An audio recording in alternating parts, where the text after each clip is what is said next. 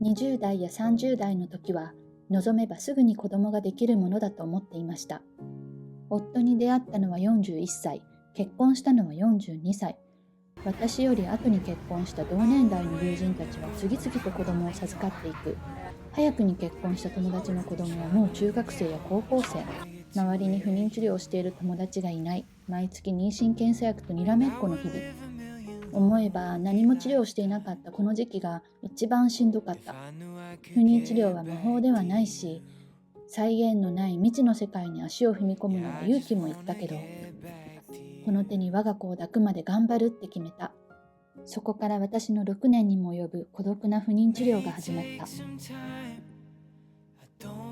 治療をしていく過程でもっと早く知っておけばよかったって思ったことが何回もあったから。もちろん人それぞれ違うと思うけど、これ早く知りたかった、誰も教えてくれなかったっていう内容を中心にここで語ろうと思います。どなたかの参考になれば嬉しいです。半年間自然に任せても授からなかったんですよ。でも私の同い年の高齢のお友達はだいたい子作りを始めてから1、2ヶ月で妊娠してたんですね。そこで私たちは体外受精にステップアップすることにしました。体外受精には2種類あって、精子を卵子に振りかける振りかけ法と、培養士が優秀な1匹を選んで受精させる顕微授精。私たちはどちらもやりました。受精させて5日目の胚盤法になるのを目指したんですが、何回やっても3日目以降の成長が悪いんですよ。一般的に3日目までは卵子の力、3日目以降は精子の力も必要って言われているため、精子を専門にしているクリニックを訪問しました。そこで分かったのが精子の DNA 異常でした。よく男性は温めすぎないようにって言われますが、温めたらどうなるのかをそこで初めて知ったんです。夫の場合は静脈瘤があり、睾丸が血液の逆流で温められ DNA が壊れてしまった精子が多かったのです。夫の場合は普通の精子検査では量も運動量も全く問題がなく元気な精子たちだと思っていました。ですが、これは簡単な手術で状態を改善することができます。手術をしてからの胚盤法到達率は 80% 以上になりました。そしてこれは気休めかもしれないけど、ブリーフからトランクスに下着を変えました。そこからは胚盤法を目指して採卵を続けました。採卵は1ヶ月から2ヶ月おき、これは卵巣を休めるため、日ごとに年を取っていくのでやきもきしながら毎日を過ごしていました。採卵が終わったら気が緩んで甘いものを食べたくなりますが、ここはもう一辛抱。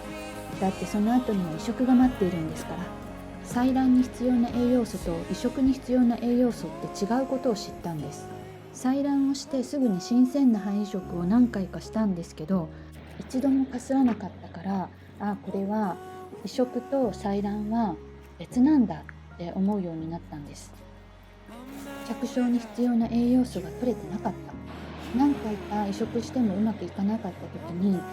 どうしてうまくいかないんだろうってもやもやしながら Google 検索をしていたら、ある一つの記事を目にしたんです。それは銅は体内で過剰になると子宮内膜にも沈着し、受精卵の着床障害の原因になるというものでした。私ね、移植の時にせっせと食べていたものがあったんですよ。それは納豆とか豆腐とか豆乳、本当にね、毎日のように食べてました。だってこれらのものってヘルシーだし健康に良さそうじゃないですか。でも結構銅の含有量が高いんです。着床に良い比率は銅より亜鉛が少し多いくらいなのだそうですが、私の場合は銅が亜鉛の3倍以上でした。私がどうしてここに引っかかったかっていうと、移植した時の胚は遺伝子検査をした正常胚だったからです。もうね、何回も何回も採卵をしてようやくできた正常胚ですよ。それを私の知識不足で無駄にしてしまったと思うと悔しくて悔しくって、もう絶対に次は失敗したくないって思ったんです。高刺激か低刺激か、これはその人によると思うんです。もちろん私もどちらもやりました。40代前半で多い時は高刺激で11個ほど採卵できていましたが、その時は夫の問題も知らなかったし、受精率もとても悪かったんですよ。何回か高刺激をしてみましたが、結果が出ないので低刺激に変えました。低刺激ではだいたい2個から多い時は5個くらい採卵できていました。私には低刺激が合っていたようで、夫の手術前の段階の時も少なかったけど胚盤胞まで成長して検査に出すこともできました。アメリカのクリニックでは私の年齢だと確実に肺の遺伝子検査を勧められます。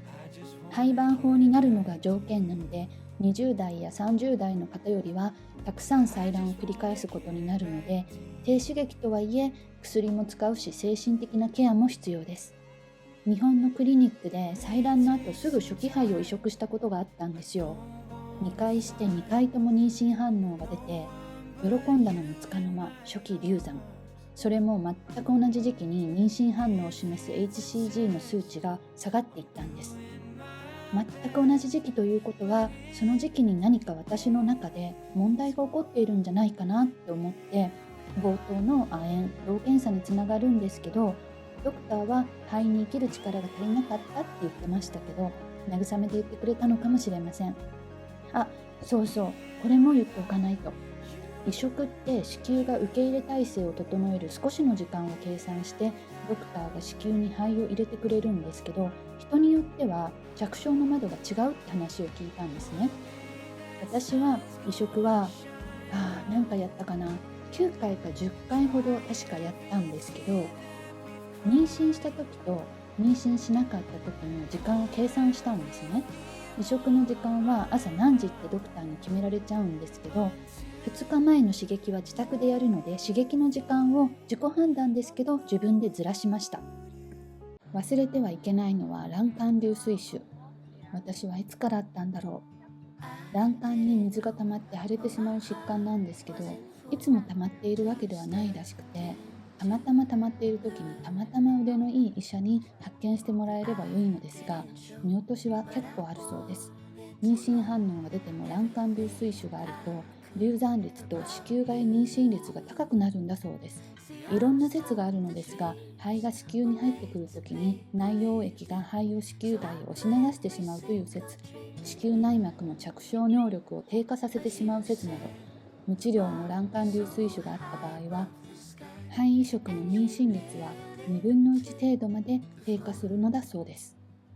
私は移植の前に卵管流水腫が見つかり、腹腔鏡で卵管を縛る手術を受けました。そのため移植が数ヶ月さらに伸びてしまったのは言うまでもありません。今回の動画はもっと早く知っておきたかった内容を中心にお話ししてきましたが、体外受精の治療は絶対成功するっていう保証がない治療だし、金銭面の負担も大きいけど、何より採卵にしても移植にしても女性の心と体の負担がとっても大きいので、もしこの情報がお役に立てるならこんなに嬉しいことはないです。